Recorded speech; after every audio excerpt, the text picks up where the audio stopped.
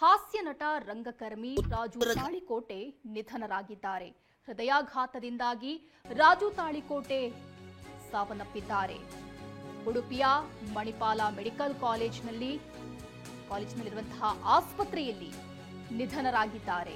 ಹೃದಯಾಘಾತದಿಂದ ಕೊನೆಯುಸಿರೆಳೆದಿದ್ದಾರೆ ರಾಜು ತಾಳಿಕೋಟೆ.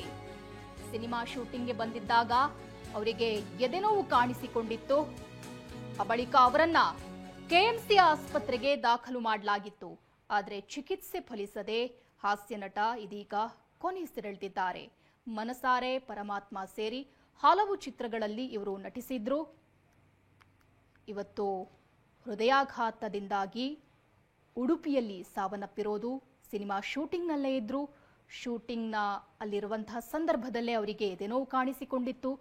ಬಳಿಕ ಅಲ್ಲೇ ಇದ್ದಂತಹ ಮಣಿಪಾಲ್ ಹಾಸ್ಪಿಟಲ್ಗೆ ಅವರನ್ನ ದಾಖಲು ಮಾಡಲಾಗಿತ್ತು. ಆದರೆ ಚಿಕಿತ್ಸೆ ಫಲಕಾರಿಯಾಗದೆ ಇದೀಗ ರಾಜು ತಾಳಿಕೋಟೆ ಸಾವನ್ನಪ್ಪಿದ್ದಾರೆ.